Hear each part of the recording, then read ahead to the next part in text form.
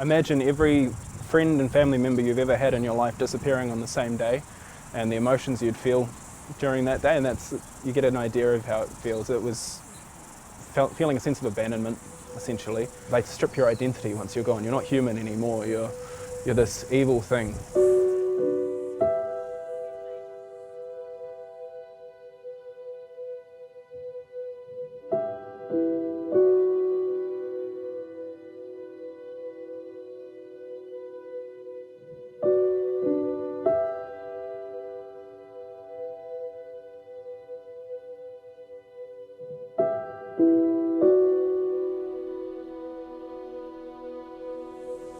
When I was little, I felt like I missed out on a lot.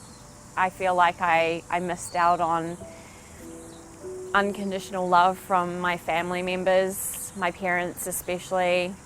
I feel like I missed out on a lot of what other normal kids would go through because of the beliefs that our families had growing up as a Jehovah's Witness. I remember as a kid just feeling anxious and lonely for most of my childhood. I mean, there were absolutely happy memories as well, but it was definitely always overshadowed by this sense of impending doom, this feeling that I've never quite been good enough, I've always done something wrong, or, God's watching me. And same with my parents as well, the feeling that your parents don't love you as much as other parents love their kids. Is you're told, if needs be, we're going to let you die for this. Like, if you need a blood transfusion, you're going to die. If you leave Jehovah, we're abandoning you. And that was the running theme through both of our childhoods.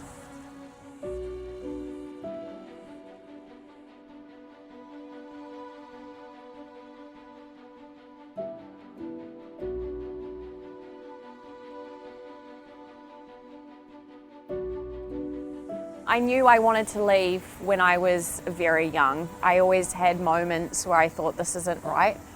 I did see people leave, but they were not people anymore. They weren't part of our lives. They had made that choice for themselves and they had done something wrong and they were bad people. I never envisioned myself to be one of those people. But yeah, I guess I ended up being one of those people. Now I do see a lot more coming out and saying what they need to say and what is actually happening in the religion.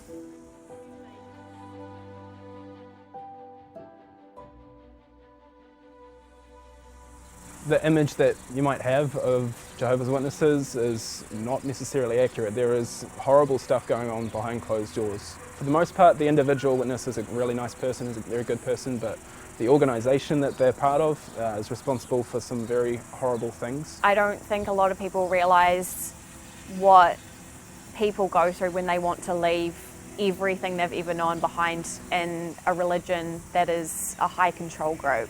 The shunning process is one of the hardest things that I have ever gone through, losing my entire family. And I think people need to know about that. My whole support system, everything that I had ever known, I was leaving behind.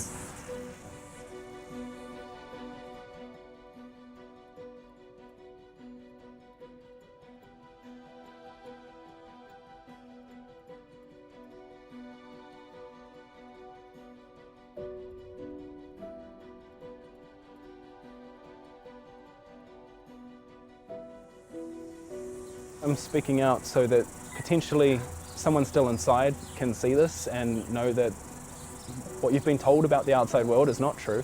It's not the hell that you've been promised it will be. You won't be swallowed up and spit out. There's people out here that will love you and support you. To start a new life on your own is terrifying and exciting all at once because you're learning to raise yourself all over again and reteach your things and rewire your brain on how things actually are out in the world. And it's not some big scary place like what you're told, but it is terrifying because you are out there by yourself. Yeah, building a life again on your own, the terror and the wonder go hand in hand.